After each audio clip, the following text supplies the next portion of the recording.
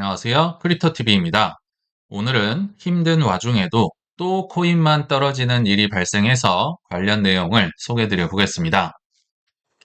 오늘 새벽 5시쯤에요. 우연찮게 깨어났습니다. 화장실을 가려고 했던 것도 아닌데 갑자기 깨게 되니까 코인 시세를 확인을 할까 말까 하다가 확인을 하게 됐는데요. 이상하게도 코인만 크게 떨어지고 있더라고요. 그래서 문득 든 생각이 야, 이거 이란 전쟁이라도 난 건가? 그 비몽사몽 와중에도 막 머리를 굴렸던 기억이 납니다. 근데요, 분명히 이란 근처에 항공모함을 집결을 했다. 어제도 집결했고 그제도 집결했는데요. 쳐들어갔다는 속보나 기사는 전혀 없더라고요. 그리고 만약에 쳐들어갔거나 전쟁이 났다면 분명히 미국 주식도 똑같이 떨어져야 될 거 아니에요. 아무리 그래도 코인만 떨어지진 않을 거라 생각이 들었는데요. 미국 주식은 별다른 타격이 없었습니다. 그냥 보합이었고 다만 마이크로소프트만 실적 발표를 했는데 AI 쪽에 너무 과도한 투자를 했다. 특히 오픈 AI 쪽에 너무 컸다. 이래서 한 10% 정도 떨어진 거, 이거 말고는 그렇다 할 하락도 없었다. 그러니까 저는 지금 비몽사몽입니다. 지금 빨리 자야 되는데 속보도 없고 코인은 떨어져 있고. 근데 하나 또 제가 생각해도 웃긴 거는 이 와중에도 바이더 딥을 하고 싶었나 봐요. 그래서 코인 쪽에는 제가 입금을 해둔 돈이 없었습니다. 근데 입금하다가 잠 다 깨버리겠죠. 그래서 제가 한 이틀 전쯤에 국장의 일부를 좀 팔아둔 게 있었거든요.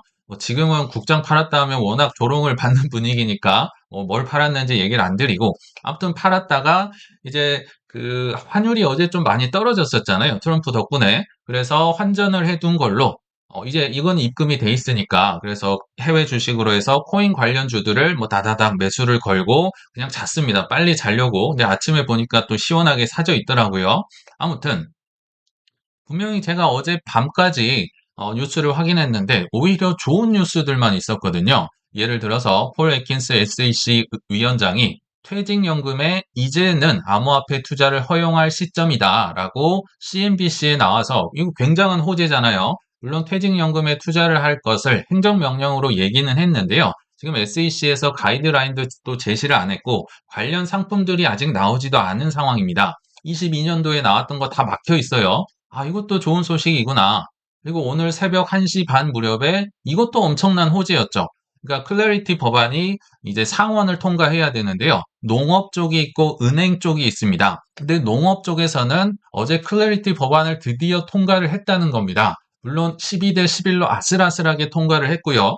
그리고 민주당과 아직 협상이 끝나지 않았고 원래 이제 JP모건 이쪽 텃밭이 은행위원회일 거 아니에요. 그래서 이쪽은 아직은 통과를 하진 않았지만 아무튼 농업이 통과가 됐다는 것도 굉장한 호재인데 왜 코인만 떨어졌을까?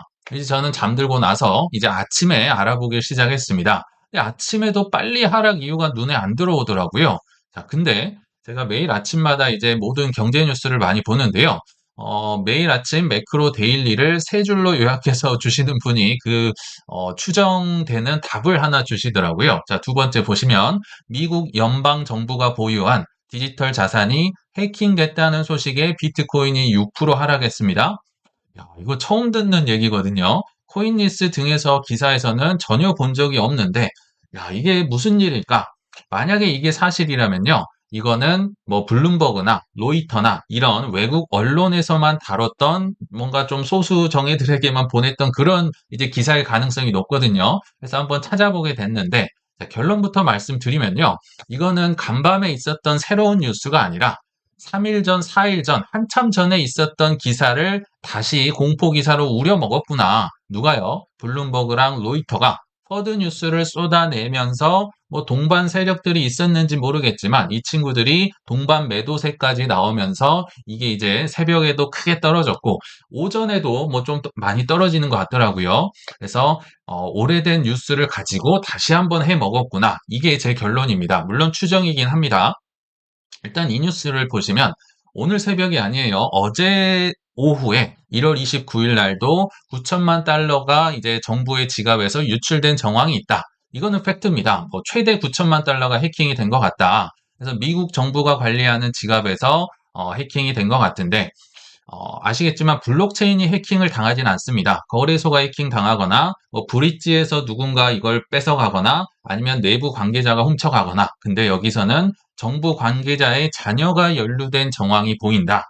이분을요 한번 알아보니까 이 크립토 자산을 이제 몰수한 거 범죄자 든 걸 뺏으면 이 수탁 업체들이 있을 거 아니에요. 그 수탁 업체 임원의 자녀다. 이게 뭐 릭이라는 닉네임을 쓰는 분이 이제 연루가 돼 있다. 뭐 이런 기사가 있었고요. 이거는 1월 27일 기사입니다. 뭐 3일도 더 된 기사죠. 그러니까 이거는 그 실시간 속보가 아니었다는 겁니다. 근데 같은 내용이에요. 근데 이분이 어떻게 잡혔는고 봤더니 자랑하다가 잡혔다. 그러니까 해커들 중에서요. 일부는 이런 분들이 있어요. 나 이거 훔쳤는데 여기 지갑에 있는데 니네 나 못 찾지? 이런 분들이 있어요. 근데 이거 다 찾을 수 있거든요. 지갑 주소가 공개가 되니까. 그래서 잭 엑스비티라는 제가 볼 땐 세계에서 가장 해킹 추적을 잘하는 분 같습니다. 이분한테 이제 들켰다는 건데요. 자랑하다가 정체가 드러났다. 지갑 잔액을 자랑했다고 합니다. 근데 이 해당 지갑이 조금 심각한 게 초범이 아니고요. 과거에도 이거 몇 번씩 해 먹었구나. 2016년도에 있었던 비트파이넥스 해킹 때도 몰수했던 거, 그 범인이랑 지금 똑같은 지갑을 썼다는 거고요. 미국 정부 몰수 자산과도 연결이 된 것으로 분석됐다. 그러니까 같은 사람이 같은 지갑이 지금 또 빼먹고 또 빼먹고 했다는 거죠.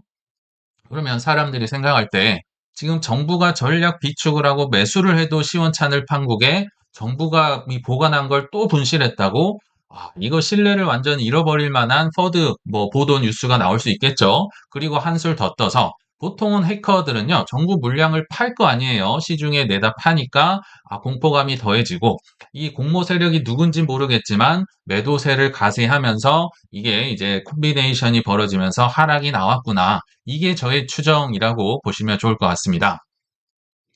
근데 저는 이런 일이 있을 때마다 과거에는 어떤 일이 있었지? 비슷한 사례가 있었나? 이렇게 알아보는 편인데요. 근데 과거에도 정말 이렇게 지금 털 것도 없어 보이는데 지금 또 턴 거잖아요.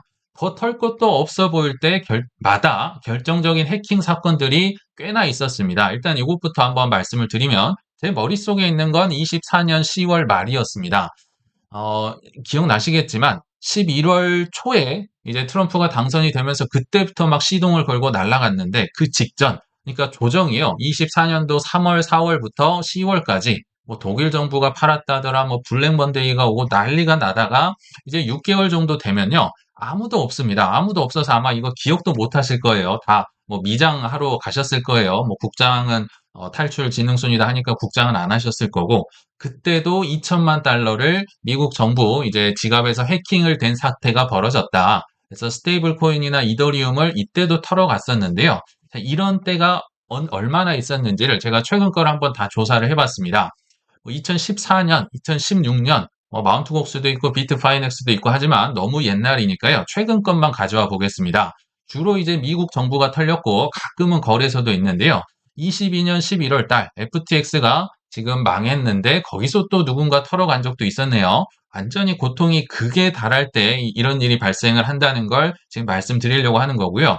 24년도 10월 아까 보여드렸었죠. 2천만 달러 역시 고통이 극에 달할 때 벌어졌다. 그리고 25년 2월과 3월도 기억나시죠? 바이비트 해킹에서 이거는 정말 규모가 어마어마했어요. 15억 달러가 발생을 했었고 25년 3월 달에도 정부 자산 9천만 달러가 있었고요. 그러니까 큰 것만 지금 조사를 한 겁니다. 그리고 26년도 1월 달이 오늘 새벽에 있었던 그 사건 최대 9천만 달러, 뭐 적게는 6천만 달러 정도 되는데 여기서 기억을 하실 거는 이 연도나 월만 기억을 해주시면 좋을 것 같아요. 이때 당시가 얼마나 힘들었는지를 제가 비트코인 일봉 차트에서 한번 나타내 보려고 합니다. 근데 정말 정말 고통스럽고 더 먼지나게 털 것도 없는데 그때마다 발생을 했다는 겁니다. 이렇게 24년도 뭐 3월이나 이렇게 막 꼭대기에서 발생을 하면 그래도 뭐 그런가 보다 하겠는데요. 6개월을 이렇게 털어버리고 우리가 보통 반감기 후 6개월 뒤에 올랐다 했는데 반감기 후 6개월하고 정확히 보름이 더 넘어서 올라갔습니다.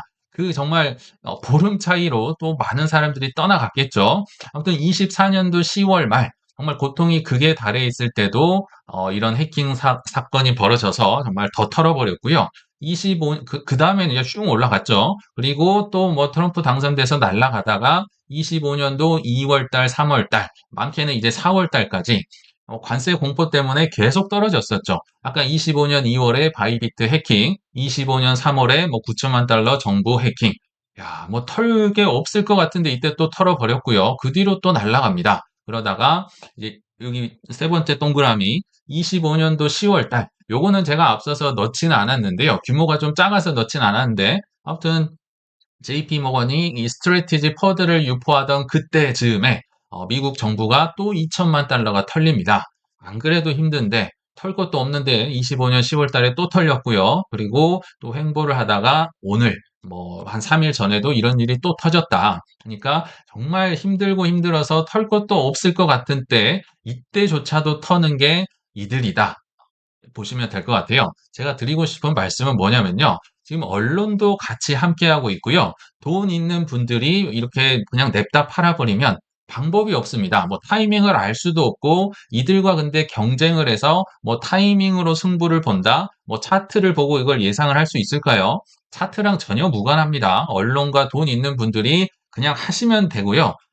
팔면 떨어진다. 근데 이 와중에 뭐 팔고 이제 저점을 뭐 봐야 된다든지 뭐 타이밍 승부를 한다든지 뭐 롱숏은 당연하고요. 뭐 단타로 이들과 이긴다? 저는 거의 승산이 없다라고 생각을 합니다. 그러면 어떻게 투자를 해야 되느냐를 소개해 드리기에 앞서서요. 그냥 큰 세력들이 돈을 어떻게 버는지를 제가 한번 그냥 차분하게 보여드려 보겠습니다. 근데 큰 세력들도요. 엄청난 인내의 시간, 인고의 시간을 거치고요. 또 티 안 나게 계속 매집을 해 가면서 때를 기다립니다. 이들도 저점을 모르고요. 고점을 모릅니다. 이들도 뭐 힘은 있다고는 하지만 정확하게 맞출 수가 없어요.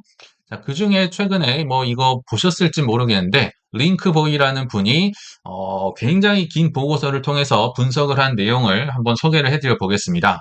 결과적으로는 누군가가 체인링크라는 코인 아시죠? 이 공급량의 무려 10%를 샀다. 어마어마하게 긴 기간과 시간을 들여서 샀는데 누가 샀는지는 모른다. 이게 결론입니다. 그럼 아는 것이 있고 추정하는 게 있을 거 아니에요. 제가 한번 아는 것과 그러니까 팩트와 추정을 구분해서 소개를 해드려 보겠습니다. 일단 누가 샀는지는 모릅니다. 그냥 지갑만 있으니까 모르겠죠. 정체불명의 대형 기관일 것이다. 뭐 블랙락일 수도 있고 JP 모건일 수도 있는데 뭐 이건 추정이니까 모르는 거예요. 근데 언제 샀다?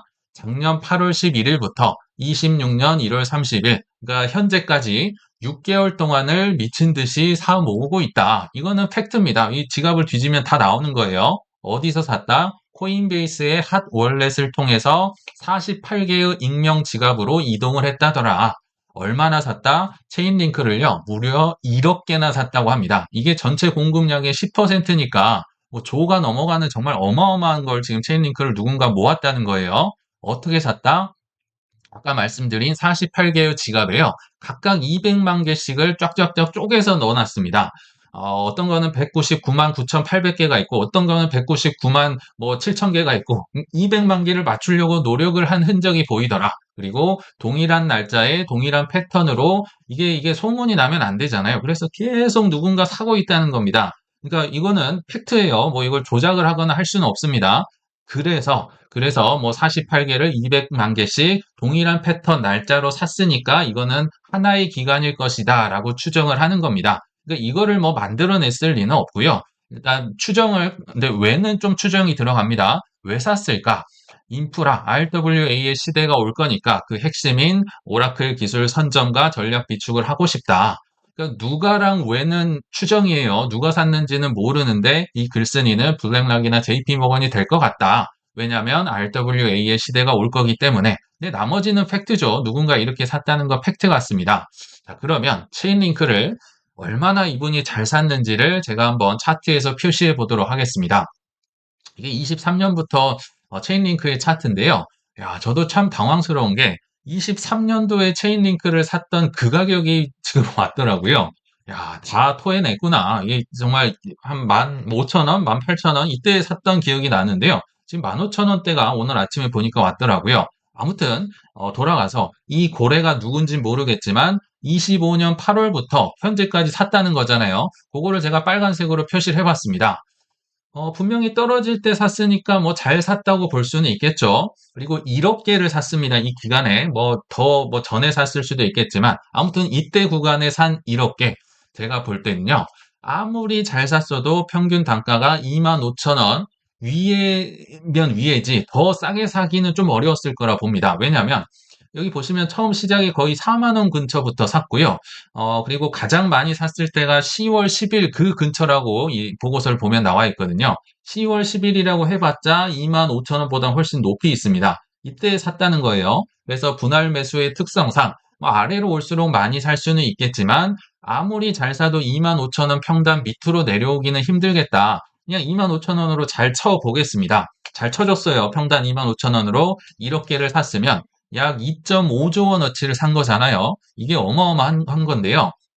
근데 이 구간에 샀다? 그러면요. 아무리 잘 쳐줘도 최소 마이너스 40%를 맞은 겁니다. 근데 40%라고 하면 안 와닿잖아요. 지금 1조 원어치를 마이너스 미실현 손실로 보고 있다는 겁니다. 야, 이게 누군지 모르겠는데요. 뭐 퇴사감 아닌가요? 이거 징계감 아니에요? 뭐 조롱감 아닐까요? 마이너스 1조 원? 뭐 그것도 비트 이더도 아니고 굉장히 곤란함을 겪을 가능성도 있겠다라는 생각이 드는데요. 글쎄요, 결과는 두고 봐야겠죠. 자, 그러면 누군가가 이게 뭐 블랙락인지 JP모건인지 뱅크 오브 아메리카인지 뭐 누군진 모르겠는데요. 이거 이렇게 할 수 있을 것 같네요. 에라이 청멍이들아, 국장이나 하지 무슨 이상한 뭐 코인 사가지고 마이너스 1조 원? 에이, 바보들. 이렇게 하는 사람이 있을까요?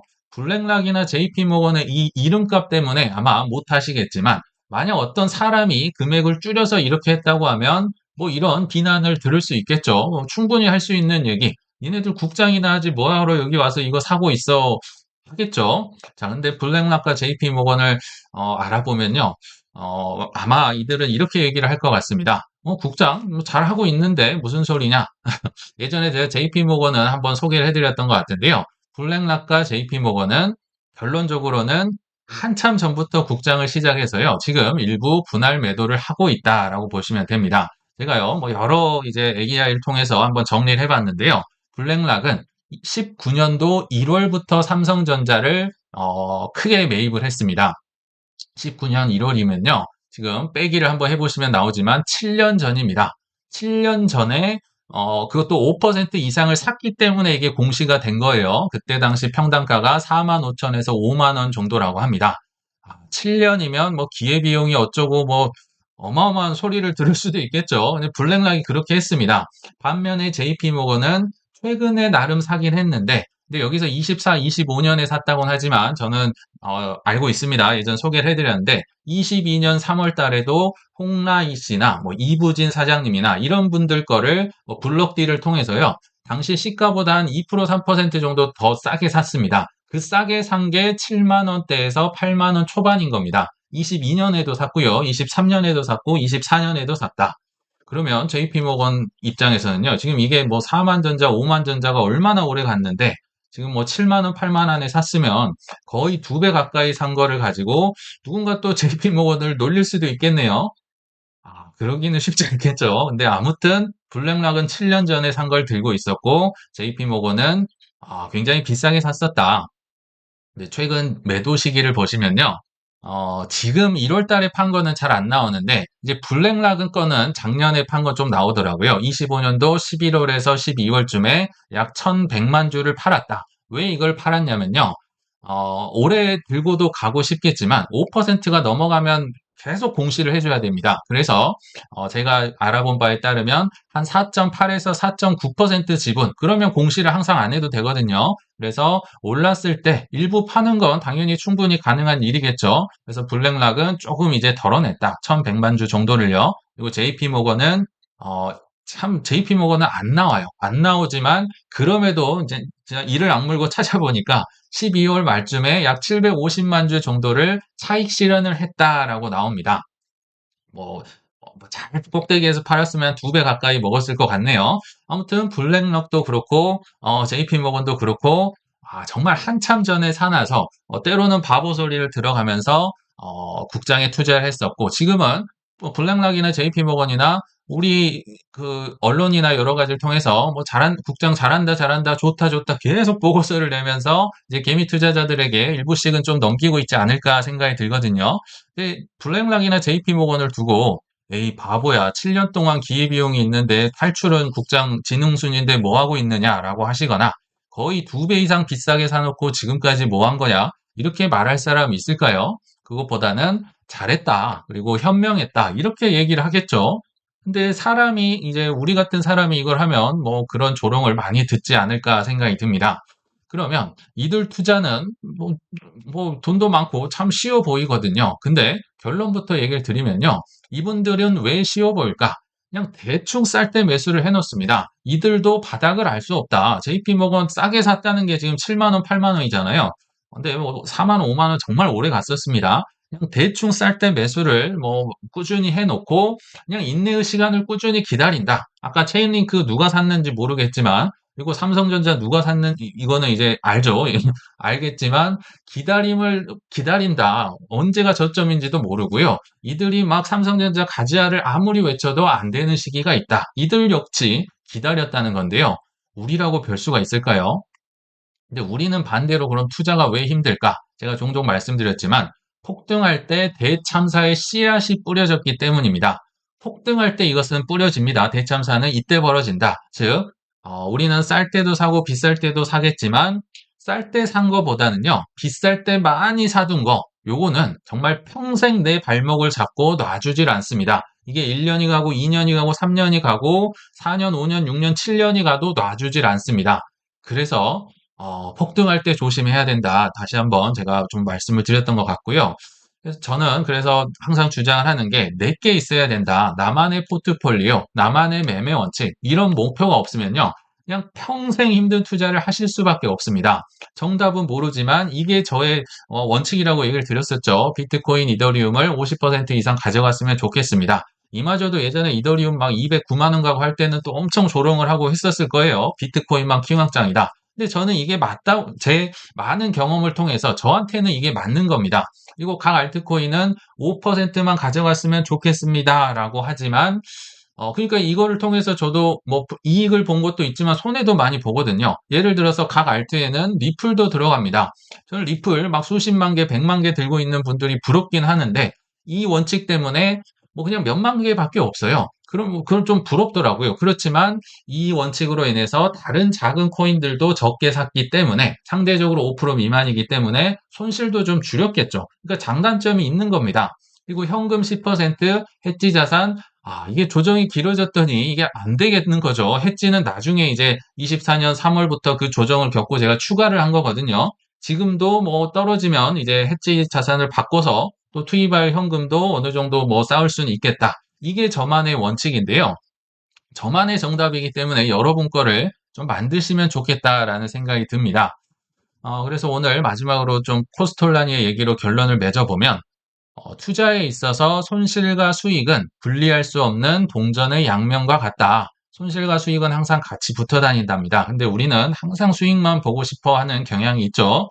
그래서 투자의 일생 동안 손실도 쫓아다닌다는 게 포인트입니다. 수익만 쫓아다니는 게 아니에요. 근데 더 중요한 얘기는요.